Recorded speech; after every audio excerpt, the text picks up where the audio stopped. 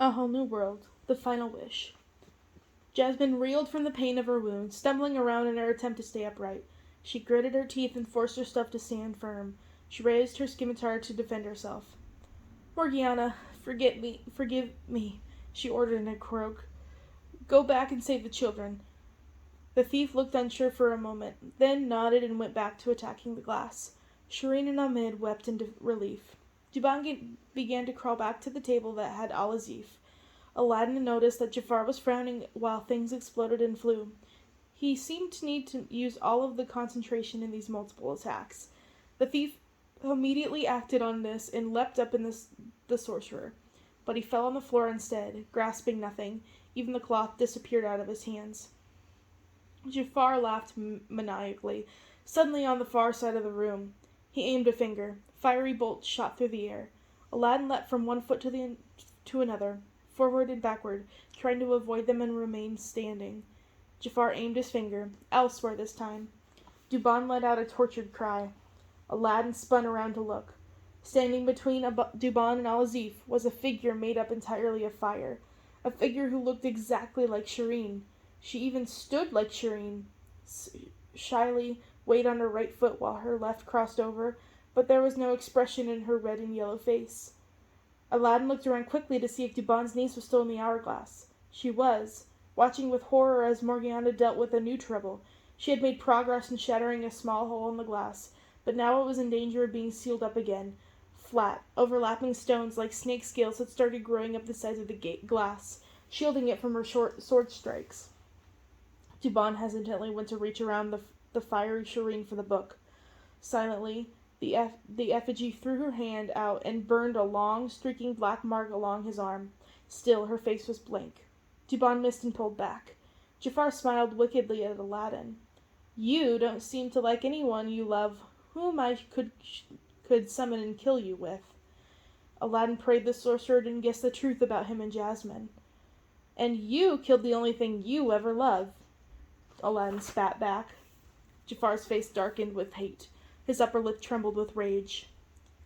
"There is someone you love, though, isn't there?" he growled. Aladdin felt his heart stop. "I cannot believe I almost missed it." Jafar grinned, his golden snaggletooth smile too wide to be human. He closed his eyes and clenched his fist. Aladdin prepared himself. A purple monkey made entirely of fire burned to life in the middle of the room. Although Aladdin felt a huge burst of relief that it wasn't Jasmine, it wasn't as funny as it could have been. It didn't look much like a boo. It was as if Jafar couldn't remember him properly and he couldn't summon his likeness. It was more like a large, angry baboon. The ape screamed and showed fiery, sharp fangs. Aladdin slashed it with his dagger. That only proved what he already suspected. The monkey was unsubstantial as the gargoyles had been. The blade cut through it and nothing happened except that the metal grip became too hot to hold. Aladdin dropped his blade and quickly changed tactics. He reached down and pulled up the edge of a rug like a magician about to do a trick. Praying the baboon would behave more like the fire than the actual animal, Aladdin threw himself on the thing, opening his arms out wide to engulf it in the carpet. Searing hot air blasted at the sides as he crashed to the floor. The hair on his left arm singed off in a painful sizzle. And when he looked down, the monkey appeared to be gone. "Morgiana, throw me a sword!" Duban cried, having seen the whole thing. She paused her work to do so without hesitating. But in the space of a few seconds it took, the stone scales on the hourglass grew higher. They began to branch out like giant thorns. With a pained expression on his face, Duban began to slice through the fiery effigy with both swords. The fire Shireen lunged at Duban, fingers splitting into long ropes of fire. He stepped back, but increased his speed of attack, twirling his weapons furiously. The edges of the demon began to blur, caught by the draft the blades were making. Her mouth opened in a soundless scream. She lashed out with long wisps of bloody red fire. Duban evaded them as best as he could, but kept his swords going, whistling through the air. Soon he was simply spinning the blades, deadly twin circles of metal. The breeze was finally enough to disrupt the integrity of the fire itself. The effigy started to disappear, pulled into shreds. She howled silently as she tried to keep her coherence. Soon she was nothing more than a wisp of hot sparks rapidly dispersing into the air. Duban collapsed on the ground, a hand to his wounded side and a sickened expression on his face. "Aladdin! Duban, help me!" Morgiana cried, desperately as the stone continued to form into jagged whorls and thorns.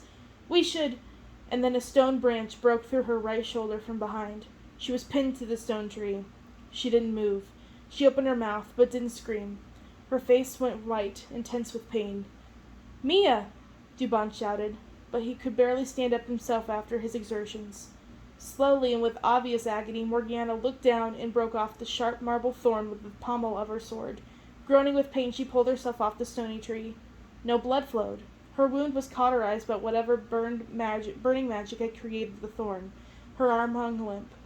Growing in fury, Jasmine leapt up and hurled herself at Jafar. The sorcerer laughed at the sight of the angry princess and started to raise his staff to do something horrible.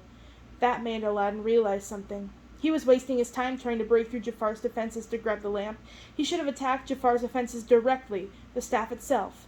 Get rid of what Jafar was mostly powerless. Aladdin launched himself through the air, aiming with his feet first. He crashed in Jafar's staff, but it didn't break. He tried to wrench it out of the sorcerer's hand. Jafar clung tightly, knuckles turning white. He closed his eyes, beginning to cast another spell. Aladdin also closed his eyes, and slammed Jafar into the head with his own head.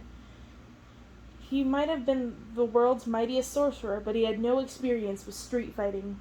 Stunned by the ferocity of the attack, Jafar opened his eyes in surprise. Blood coursed down his brow and poured out his nose. He couldn't drop the staff, but his fingers loosened some. Aladdin grabbed the cobra staff and twisted, leaping over it and pulling it at the same time, like one of the demonic drum players from Jafar's parade. Jafar clung to it like a cat, hovering in the air with the help of the piece of the magic carpet. His sudden lack of weight caused Aladdin to overextend himself and send both of them flying to the floor.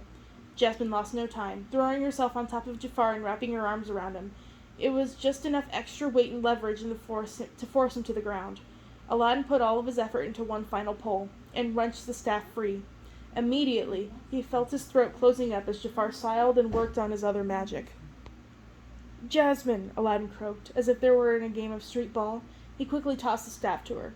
Surprised, she fumbled desperately, but managed to catch it. "Break it!"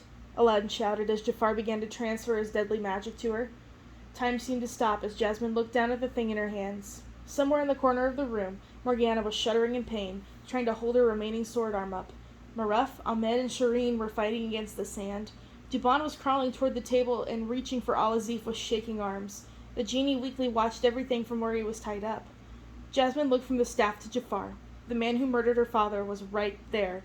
The man who held all of Agrabah in thrall. The man who brought nothing but suffering to everyone. She raised the staff over her knee and then began to whisper. "Iya, iya, shalaliya, azarebaniya." She pointed the staff at Jafar and spoke louder. "Aya, aya, shibibakiya, alpiagosar." Jafar's eyes widened as he recognized the words. His face went white. Then he crumpled over in pain. Everyone else stopped what they were doing and watched, also in shock. "Oh, yes, Jafar," Aladdin said with an angry smile. "I read those books you stole from all over the world. I picked up a few things I thought would be useful, committed them to memory." The stone scales growing over the room began to melt and drop away as Jafar gasped in agony. "Jasmine?" Aladdin said slowly. She loomed over the sorcerer like a predator. "And now, I think I will put an end to all this. You will die, powerless, in shame and completely alone, just like my father." "No, Jasmine, no." Jafar winced and groaned under whatever magical torture she was putting him through. "Please, anything. I wanted to marry you." "You wanted a princess. Any princess. You wanted to be sultan. You wanted all of the trappings of royalty. Well, guess what? You should have stayed Grand Vizir. Being royal is far more deadly, as my father found out. As I nearly found out. And you're about to. I've learned my lesson. I was foolish. Exile me. Imprison me. Don't. Take out your dagger. Now," she ordered. "Jasmine?" Aladdin said cautiously, coming forward. Everyone in the room had reasons to hate Jafar, and yet everyone still looked away as the tears began to run down his face. With a shaking hand, the sorcerer reached inside his cape and pulled out a familiar, curvy black dagger. Sobbing and sniffling, he pressed it to his own throat. "Jasmine," Aladdin said loudly, "don't do this, not this way." "What, you want me to let him go?" Jasmine asked. "Imprison him? Jafar, Aladdin. He'll escape or bribe someone or magic his way out. No, if I kill him, it ends now. At what cost? Aladdin asked. He pointed at the confused crowd beyond the balcony, still wanting to trash a palace or watch a wedding. Beyond them, the war of the city was still going on. You said you wanted a new Agrabah, a better Agrabah, where people were free and the laws are just, and everyone takes care of each other and no one slips through the cracks. That means everyone, even him. If you want to execute him, fine. Have a trial first, a public trial, where everyone can see the law being carried out in this light. Don't just murder him because behind closed doors like this. Jasmine didn't look at Aladdin. She kept her eyes on Jafar. He was still sobbing, the dagger pressed to his neck so hard that beads of dark blood began to appear. Please, Aladdin whispered. Jasmine frowned. Fine, she finally relented. She swung the staff angrily and smashed it against the hourglass. The two magic items scattered everywhere, and the glass and wood and stone swirling around before disappeared. All that was left were the cobra's two ruby eyes, spinning on the floor like marbles. Shireen and Ahmed spun from their grandfather's shoulders with an exultant cries of relief. Maraf, a little unsteady on his feet, gave her a salute. Jasmine took a deep shuddering breath, but the rage was gone. She had almost killed a man in cold blood, using black magic. She gave Aladdin a look. She didn't have to say, "You were right."